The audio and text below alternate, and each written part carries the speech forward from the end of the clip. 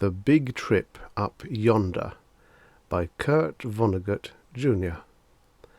Originally published in Galaxy Science Fiction, January 1954. Narrated by Tom Trussel. If it was good enough for your grandfather, forget it. It's much too good for anyone else. Gramps Ford, his chin resting on his hands on the crook of his cane, was staring irascibly at the 5-foot television screen that dominated the room. On the screen, a news commentator was summarizing the day's happenings. Every 30 seconds or so, Gramps would jab the floor with his cane tip and shout, "Hell, we did that 100 years ago!" Emerald and Lou, coming in from the balcony where they had been seeking that 2185 AD rarity, privacy, were obliged to take seats in the back row, behind Lou's father and mother, brother and sister-in-law, son and daughter-in-law, grandson and wife, granddaughter and husband, great-grandson and wife, nephew and wife, grandnephew and wife, great-grandniece and husband, great-grandnephew and wife, and, of course, Gramps, who was in front of everybody. All save Gramps, who was somewhat withered and bent, seemed, by pre-anti-Gerasone standards, to be about the same age, somewhere in their late 20s or early 30s. Gramps looked older because he had already reached 70 when anti-Gerasone was invented. He had not aged in the 102 years since. Meanwhile, the commentator was saying, Council Bluffs, Iowa, was still threatened by stark tragedy, but 200 weary rescue workers have refused to give up hope and continue to dig in an effort to save Elbert Hagedorn, 183, who has been wedged for 2 days in a... "I wish he'd get something more cheerful," Emerald whispered to Lou. "Silence!" cried Gramps. "Next one shoots off his big bazoo while the TV's on is going to find himself cut off without $1. His voice suddenly softened and sweetened. "When they wave that checkered flag at the Annapolis Speedway, and old Gramps gets ready for the big trip up yonder." He sniffed sentimentally, while his heirs concentrated desperately on not making the slightest sound. For them, the poignancy of the prospective big trip had been dulled somewhat, through having been mentioned by Gramps about once a day for 50 years. "Dr. Brainard Keyes Bullard," continued the commentator, "president of Wyandotte College, said in an address tonight that most of the world's ills can be traced to the fact that man's knowledge of himself has not kept pace with his knowledge of the physical world." "Hell!" snorted Gramps. "We said that 100 years ago!" "In Chicago tonight," the commentator went on, "a special celebration is taking place in the Chicago Lying-In Hospital. The guest of honor is Lowell W. Hitz, age 0. Hitz, born this morning, is the 25 millionth child to be born in the hospital." The commentator faded and was replaced on the screen by young Hitz, who squalled furiously. "Hell!" whispered Lou to Emerald. "We said that 100 years ago." "I heard that!" shouted Gramps. He snapped off the television set, and his petrified descendants stared silently at the screen. "You there, boy?" "I didn't mean anything by it, sir," said Lou, aged 103. "Get me my will. You know where it is. You kids all know where it is. Fetch, boy." Gramps snapped his gnarled fingers sharply. Lou nodded dully and found himself going down the hall, picking his way over bedding to Gramps' room, the only private room in the Ford apartment. The other rooms were the bathroom, the living room, and the wide windowless hallway, which was originally intended to serve as a dining area, and in which had a kitchenette in one end. 6 mattresses and 4 sleeping bags were dispersed in the hallway and living room, and the daybed in the living room accommodated the 11th couple, the favourites of the moment. On Gramps' bureau was his will, smeared, dog-eared, perforated and blotched with hundreds of additions, deletions, accusations, conditions, warnings, advice, and homely philosophy. The document was, Lou reflected, a 50-year diary, all jammed onto 2 sheets, a garbled, illegible log of day after day of strife. This day, Lou would be disinherited for the 11th time, and it would take him perhaps 6 months of impeccable behaviour to regain the promise of a share in the estate, to say nothing of the daybed in the living room for Em and himself. "Boy!" called Gramps. "Coming, sir." Lou hurried back into the living room and handed Gramps the will. "Pen!" said Gramps. He was instantly offered 11 pens, one from each couple. "Not that leaky thing," he said, brushing Lou's pen aside. "Ah, there's a nice one. Good boy, Willie." He accepted Willie's pen. That was the tip they'd all been waiting for. Willie, then, Lou's father, was the new favourite. Willie, who looked almost as young as Lou, though he was 142, did a poor job of concealing his pleasure. He glanced shyly at the daybed, which would become his, and from which Lou and Emerald would have to move back into the hall, back to the worst spot of all by the bathroom door. Gramps missed none of the high drama he had authored, and he gave his own familiar role everything he had, frowning and running his finger along each line, as though he were seeing the will for the first time. He read aloud in a deep, portentous monotone, like a bass note on a cathedral organ. "I, Harold D. Ford, residing in Building 257 of Alden Village, New York City, Connecticut, do hereby make, publish, and declare this to be my last will and testament, revoking any and all former wills and codicils by me at any time heretofore made." He blew his nose importantly and went on, not missing a word, and repeating many for emphasis, repeating in particular his ever more elaborate specifications for a funeral.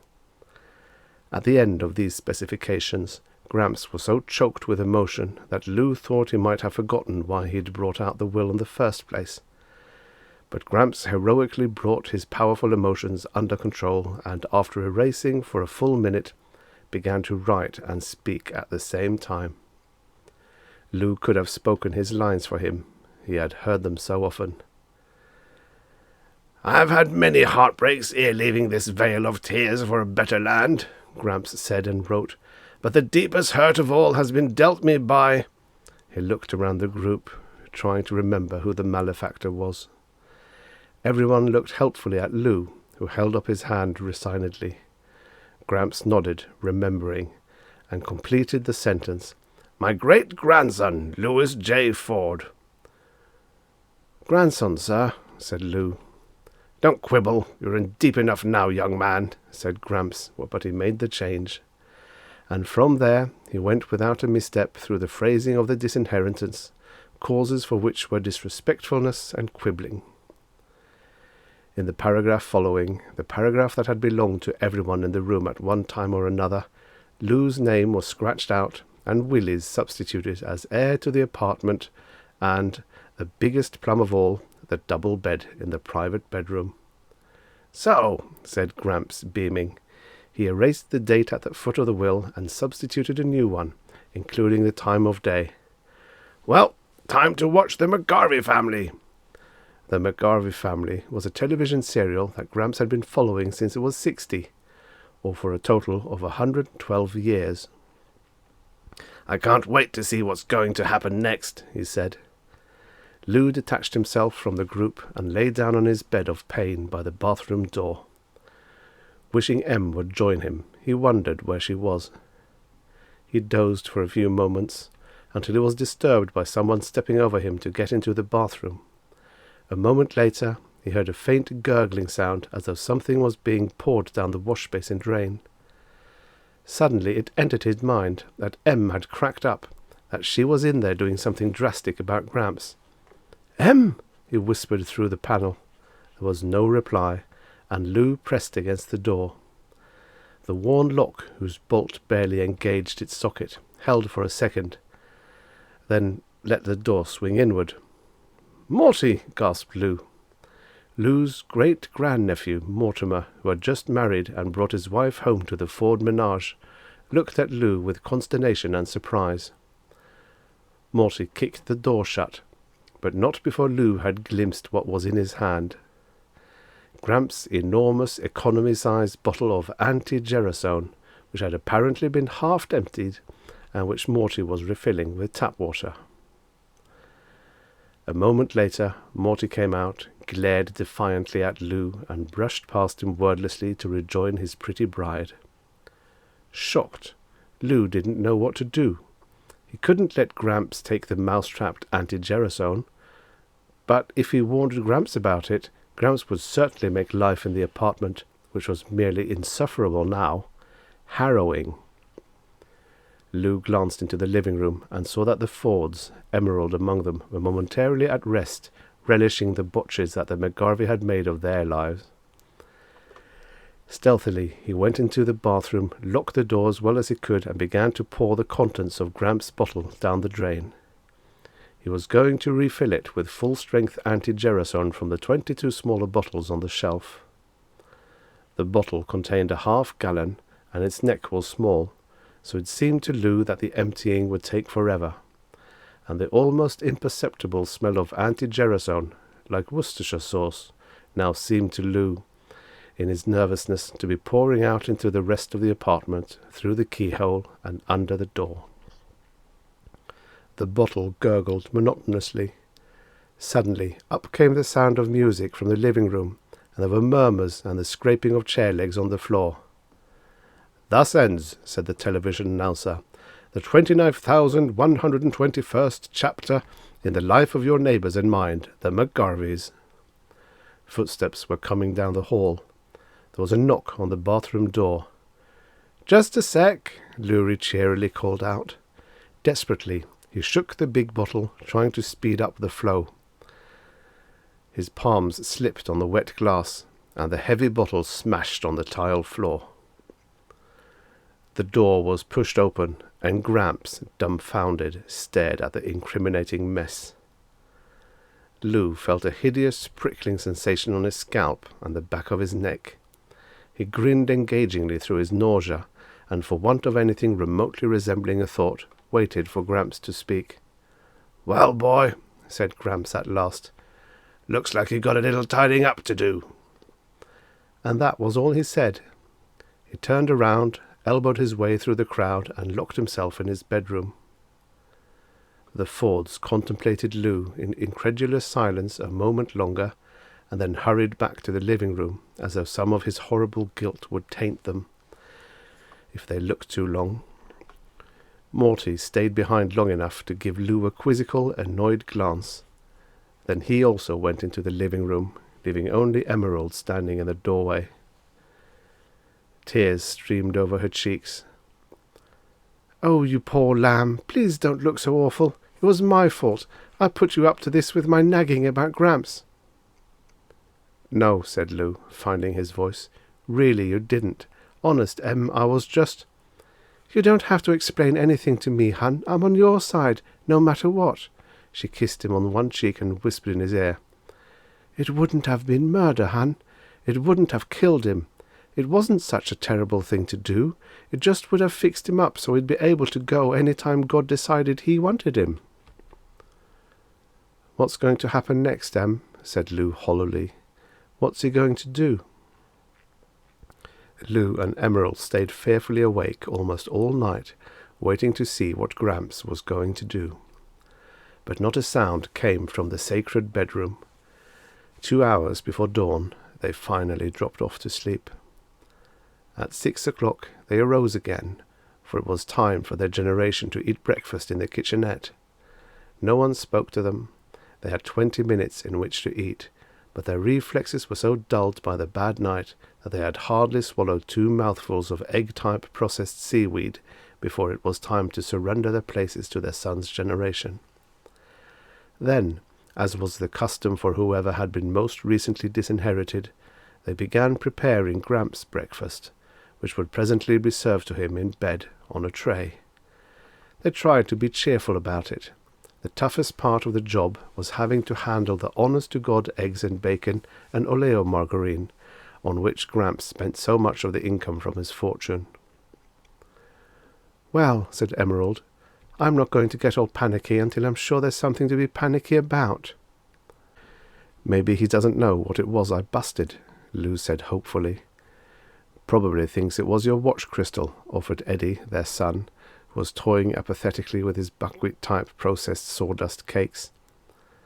"Don't get sarcastic with your father," said Em, "and don't talk with your mouth full either." "I'd like to see anybody take a mouthful of this stuff and not say something," complained Eddie, who was 73. He glanced at the clock. "It's time to take Gramps' breakfast, you know." "Yeah, it is, isn't it?" said Lou weakly. He shrugged. "Let's have the tray, Em." "We'll both go." Walking slowly, smiling bravely, they found a large semicircle of long-faced Fords standing around the bedroom door. Em knocked. "Gramps," she called brightly, "breakfast is ready."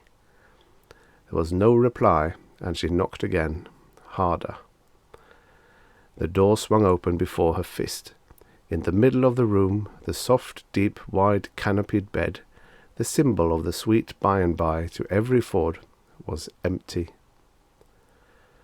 A sense of death, as unfamiliar to the Fords as Zoroastrianism or the causes of the Sepoy Mutiny, stilled every voice, slowed every heart. Awed, the heirs began to search gingerly, under the furniture and behind the drapes, for all that was mortal of Gramps, father of the clan. But Gramps had left not his earthly husk, but a note, which Lou finally found on the dresser, under a paperweight which was a treasured souvenir from the World's Fair of 2000. Unsteadily, Lou read it aloud. "Somebody who I have sheltered and protected and taught the best I know how all these years last night turned on me like a mad dog and diluted my anti-gerasone, or tried to. I am no longer a young man. I can no longer bear the crushing burden of life as I once could. So, after last night's bitter experience, I say goodbye. The cares of this world will soon drop away like a cloak of thorns, and I shall know peace. By the time you find this, I will be gone." "Gosh," said Willie brokenly. "He didn't even get to see how the 5,000-mile speedway race was going to come out." "Or the Solar Series," Eddie said, with large, mournful eyes. "Or whether Mrs. McGarvey got her eyesight back," added Morty. "There's more," said Lou, and he began reading aloud again. "I, Harold D. Ford, etc., do hereby make, publish, and declare this to be my last will and testament, revoking any and all former wills and codicils by me at any time heretofore made." "No," cried Willie, "not another one." "I do stipulate," read Lou, "that all of my property, of whatsoever kind and nature, not be divided, but do devise and bequeath it to be held in common by my issue, without regard for generation, equally, share and share alike." "Issue?" said Emerald. Lou included the multitude in a sweep of his hand. "It means we all own the whole damn shooting match." Each eye turned instantly to the bed. "Share and share alike?" asked Morty.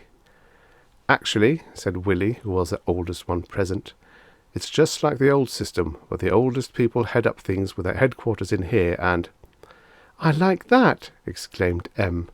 "Lou owns as much of it as you do, and I say it ought to be for the oldest one who's still working. You can snooze around here all day, waiting for your pension check, while poor Lou stumbles in here after work, all tuckered out, and—" "How about letting somebody who has never had any privacy get a little crack at it?" Eddie demanded hotly. "Hell, you old people had plenty of privacy back when you were kids. I was born and raised in the middle of that goddamn barracks in the hall. How about—" "Yeah?" challenged Morty. "Sure, you've all had it pretty tough, and my heart bleeds for you, but try honeymooning in the hall for a real kick." "Silence!" shouted Willie imperiously. "The next person who opens his mouth spends the next 6 months by the bathroom. Now clear out of my room. I want to think." A vase shattered against the wall, inches above his head. In the next moment, a free-for-all was underway, with each couple battling to eject every other couple from the room. Fighting coalitions formed and dissolved with the lightning changes of the tactical situation. Em and Lou were thrown into the hall, where they organized others in the same situation, and stormed back into the room. After 2 hours of struggle, with nothing like a decision in sight, the cops broke in, followed by television cameramen from mobile units. For the next half hour, patrol wagons and ambulances hauled away Fords, and then the apartment was still and spacious. An hour later, films of the last stages of the riot were being televised to 500 million delighted viewers on the eastern seaboard.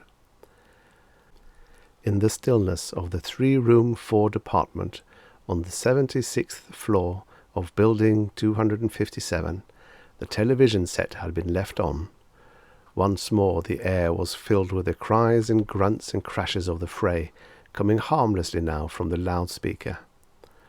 The battle also appeared on the screen of the television set in the police station, where the Fords and their captors watched with professional interest. Em and Lou, in adjacent 4x8 cells, were stretched out peacefully on their cots. "Em," called Lou through the partition, "you got a wash basin all your own, too?" "Sure, wash basin, bed, light, the works. And we thought Gramps' room was something. How long has this been going on?" She held out her hand. "For the first time in 40 years, hun, I haven't got the shakes. Look at me." "Cross your fingers," said Lou. "The lawyer's going to try to get us a year." "Gee," Em said dreamily, "I wonder what kind of wires you'd have to pull to get put away in solitary." "All right, pipe down," said the turnkey, "or I'll toss the whole kit and caboodle of you right out, and first one who lets on to anybody outside how good jail is ain't never getting back in." The prisoners instantly fell silent. The living room of the apartment darkened for a moment as the riot scenes faded on the television screen, and then the face of the announcer appeared, like the sun coming from behind a cloud. "And now, friends," he said, "I have a special message from the makers of anti-gerasone, the message for all you folks over 150. Are you hampered socially by wrinkles, by stiffness of joints and discoloration or loss of hair, all because these things came upon you before anti-gerasone was developed? Well, if you are, you need no longer suffer, you need no longer feel different and out of things. After years of research, medical science has now developed super anti-gerasone. In weeks, yes, weeks, you can look, feel and act as young as your great-great-grandchildren. Wouldn't you pay $5,000 to be indistinguishable from everybody else? Well, you don't have to. Safe, tested, super anti-gerasone costs you only a few dollars a day. Right now, for your free trial carton, just put your name and address on a $1 postcard and mail it to Super, Box 500,000, Schenectady, New York. Have you got that? I repeat it. Super, Box 500,000. Underlining the announcer's words was the scratching of Gramps' pen, the one Willie had given him the night before. He had come in, a few minutes earlier, from the Idle Hour Tavern, which commanded a view of Building 257 from across the square of asphalt known as the Alden Village Green. He had called a cleaning woman to come straighten the place up, then had hired the best lawyer in town to get his descendants a conviction, a genius who had never gotten a client less than a year and a day. Gramps had then moved the daybed before the television screen so that he could watch from a reclining position. It was something he dreamed of doing for years. "Schenectady," murmured Gramps. "Got it!" His face had changed remarkably. His facial muscles seemed to have relaxed, revealing kindness and equanimity under what had been taut lines of bad temper. It was almost as though his trial package of super anti-gerasone had already arrived. When something amused him on television, he smiled easily, rather than barely managing to lengthen the thin line of his mouth a millimeter. Life was good. He could hardly wait to see what was going to happen next.